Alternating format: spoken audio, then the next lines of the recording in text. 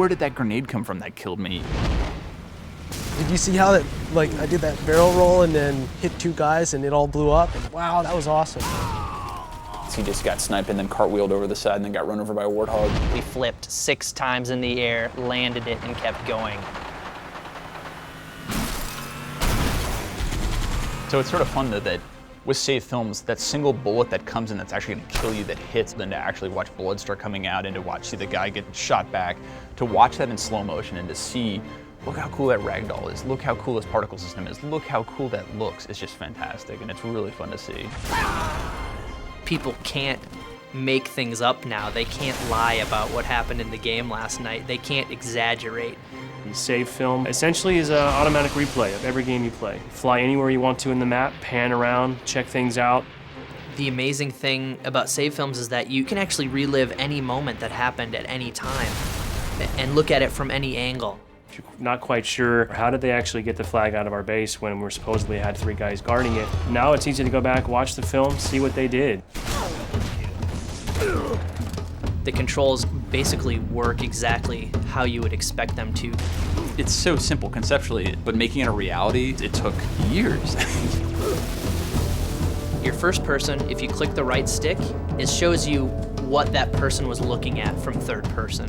The other option you have while you're following someone in third person is to break out into a orbiting cam. So anytime you hit the right stick, you automatically move out into this orbiting camera and you can zoom in and out. I'll say it, I did not know that the Warthog actually had like an internal like dash lights and crap.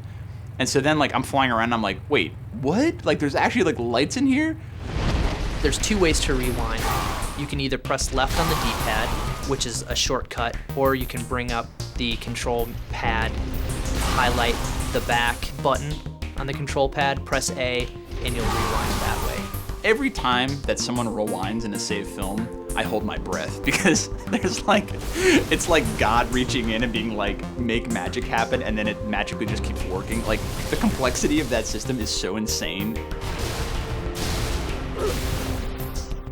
Now the other cool thing is the ability to go into flying camera, and you do that by hitting the Y button, and that breaks you out into a free roaming camera. You can watch it from above and you can see what you did, maybe get a perspective where you can actually see the impact of that grenade you threw and zoom in really closely on the action that happened after that. So there's one group who was like, no, don't allow it. They're gonna see too many lies. It's a pain in the ass. The other side of it was like, look, flying cam is cool as shit. It actually is a big deal. When you're in flying camera, if you hold in the left trigger, you can actually fly around the map faster. And then the right trigger is your speed control. If you hold down the right trigger in just a little, you'll notice it's slow motion. And if you hold it in all the way, it actually becomes fast forward. I want people to be able to make those snippets, be able to make those moments and share them and be like, look at this awesome game, look at these crazy things I did, and that's so awesome. And I want that to be inside our engine, not to have to go to some external site. Save films and Forge, I think, represent the coolest features that we have in Halo 3. We're giving them the tools to basically play Halo how they want to play it. They can set up any map however they see fit. It's just crazy how much a map will change with just a small variation of either weapon placement or just where the flag spawns in CTF. If you don't like it there, move it 1 meter to the right. If you want to in Forge, you could build your own base on the beach, maybe add some turrets for defense, add some crates to hide behind. Try building a building out of fusion coils and then blow it up. You could have 50 versions of Sandtrap that are each built differently, that each emphasize a different type of game style. Forge is actually an old school Bungie name. It was the name of the map editor for the Marathon games. It's kind of a nod to the hardcore Bungie fans. One of the guys on your team is this partially omnipotent little monitor flying around, dropping weapons for you and holding crates to block enemy fire, picking up your Scorpion and carrying you to the other side of the map. It's like the hand of God that has come and picked up this large vehicle and started slinging it around right in front of this guy's face. Your buddy can drop a bubble shield in front of you, now instantly you're protected. Maybe now you'd like to go on the offensive, ask your buddy to drop a Spartan laser for you. Next thing you know, you've got a laser in real time. Once we realized we could do something like that, we're like, This will be the mother of all multiplayer matches. You can manipulate everything on the map. It's not just weapons and grenades and vehicles. It's spawning. It's where the flag sits. It's where the turret sits. It's every single object in the level.